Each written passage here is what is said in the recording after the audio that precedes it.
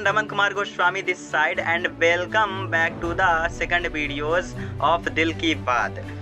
दिल की बात के इस सेकंड वीडियोस में आप सभी का हार्दिक स्वागत है। एंड आज मैं बहुत समय के बाद आप सभी के सामने आया हूँ इस वीडियो को लेकर। तो आज मैं आपको एक बहुत ही अच्छी कहानी बताने वाला हूँ, तो एंड तक पूरा ज़रूर देखना। कई बार क्या होता है ना यार कि हम अपने करियर के लिए, अपने गोल के लिए, अपने भविष्य के लिए दिन रात एक करते हैं, बहुत मेहनत करते हैं, लेकिन फिर भी हमें वह परिणाम देखने को नहीं मिलता है जो हम एक्सेप्ट करते हैं, जो हम चाहते हैं। तो इसी दौरान होता क्या है ना कि कई बार हम सेटअप हो जाते हैं, परेशान हो जाते हैं, हम उस काम को छोड़ देते हैं। इसी के दौरान क्या होता है ना कि हम किसी ऐसे लोग से मिलते हैं जो अपने करियर में कुछ खास नहीं कर रहे हैं, और तो और वो अपने करियर में दारू, सिगरेट सब कुछ इन्वॉल्व हैं और अपने करियर के साथ में अपना दिन बर्बाद कर रहे हैं, अपना टाइम बर्बाद कर रहे हैं, समय बर्बाद कर रहे हैं, सब कुछ कर रहे हैं लेकिन कुछ खास नहीं कर रहे हैं। तो फिर भी वो अपने लाइफ में बहुत ज़्यादा खुश है।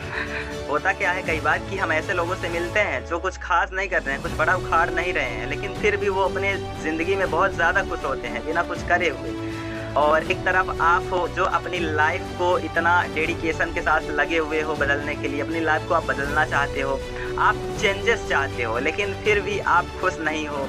होता है ना, ऐसा क्यों होता है? आपके मन में ये सवाल ज़रूर आता हो। इतनी मेरी गारंटी है कि अगर अब मैं जो आपको स्टोरी बताने वाला हूँ, अगर आप इसको ध्यान से सुनते हैं, समझते हैं, तो आपको अपनी ज़िंदगी में सफलता पाने से कोई नहीं रोक सकता है। ये बात उन दिनों की है जब गौतम बुद्ध आत्मज्ञान की खोज में तपस्या कर रहे थे।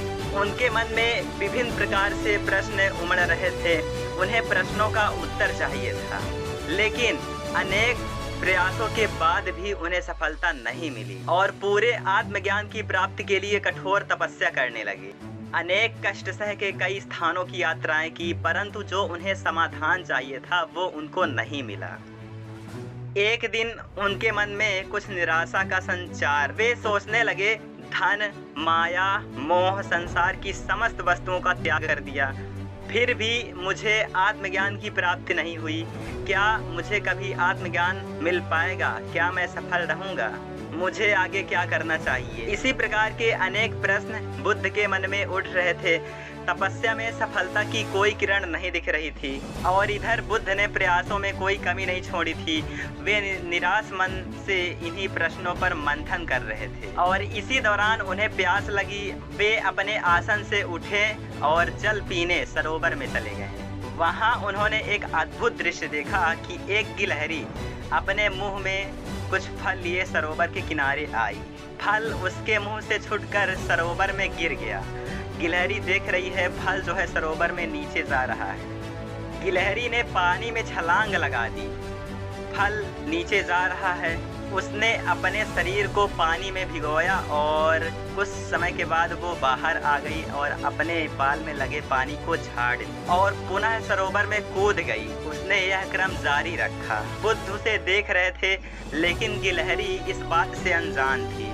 वह लगातार अपने काम में जुटी रही और बुद्ध सोचे कि यह कैसी गिलहरी है, ये सरोवर के जल को कभी नहीं सुखा सकेगी। लेकिन इस गिलहरी ने हिम्मत नहीं हारी, ये लगातार उस पानी को निकालने में लगी रही, सरोवर को सुखाने। अचानक बुद्ध के मन में एक विचार का उदय हुआ कि यह तो एक गिलहरी है, फिर भी यह अपने लक्ष्य को प्राप्त करने में जुटी हुई है और मैं तो एक मनुष्य हूँ। आत्मज्ञान प्राप्त नहीं हुआ तो मन में निराशा के भाव आने लगे। मैं पुनः से तपस्या करना शुरू करूँगा। और इस तरह भगवान बुद्ध ने उस गिलहरी से भी शिक्षा प्राप्त की और वे तपस्या में जुट गए। और फिर एक दिन वह भी आया जब उन्हें आत्मज्ञान प्राप्त हो गया और अब वो राजकुमार सिद्धार्थ से भगवान गौतम बुद्ध हो गए। तो सोच के देखो कहानी का क्या मतलब है, क्या तात्पर्य है समझाने का, कि जो लोग आज आपको दिखते हैं, जो गलत कामों में हैं, जिनसे कोई मतलब ही नहीं है, वो अपना टाइम बर्बाद कर रहे हैं, समय बर्बाद कर रहे हैं, फिर भी वो बहुत खुश हैं। वो इसीलिए खुश हैं क्योंकि उनको अपने जीवन का, अपने टाइम का, अपने काम का कोई कदर ही नहीं है कि उनका जीवन कितना कीमती है। मान के चलो अगर वो गिलहरी आज बार बार सरोवर में प्रयास ना करती और अगर सिद्धार्थ बार बार आत्मज्ञान की खोज में ना लगते, तो क्या आज उनको आत्मज्ञान की प्राप्ति होती? बिल्कुल नहीं होती। तो जो वो बार बार तपस्या में जुट जा रहे हैं, वो उनका एक एक दिन कीमती है और वही दिन आपका भी एक एक कीमती है। तो जिनको आज की कदर नहीं है, वो आज की कदर नहीं कर रहे हैं, तो वो वही लोग हैं जिनको उनकी लाइफ में कुछ करना ही नहीं है। उनको लाइफ से कुछ मतलब ही नहीं है, ना उन्हें सक्सेस पानी है, ना उन्हें कुछ हट के करना है। तो अगर आपको कद्र है तो आप जो एक एक दिन कर रहे हो, वो आपकी ज़िंदगी का बहुत कीमती वक्त है। उसी एक एक दिन को बस आपको अच्छे से यूज़ करना आना चाहिए। तो अगर आप यूज़ करते हैं तो आप एक बात ज़रूर याद रखना कि भगवान आपकी मेहनत का एक ज़र्रा भी ज़ाया नहीं करता। तो ऐसे लोगों से पहली बात तो आप अपना कंपैरिजन करो ही मत कि मैं इतनी मेहनत कर रहा हूँ फिर भी मुझे रिजल्ट नहीं आ रहा है। सबकी लाइफ में रिजल्ट उसके समय में ही आते हैं। आप कितने भी सक्सेसफुल लोगों को उठाकर देख लीजिए, रिजल्ट उनके समय पर ही आया है। हो सकता है किसी की में लेट आए, पर आएगा ज़रूर। तुम हटना मत, क्योंकि हमेशा एक बात को याद रखना कि जिद है तो जीत है। Bye bye, take care and like, subscribe and share. Time योग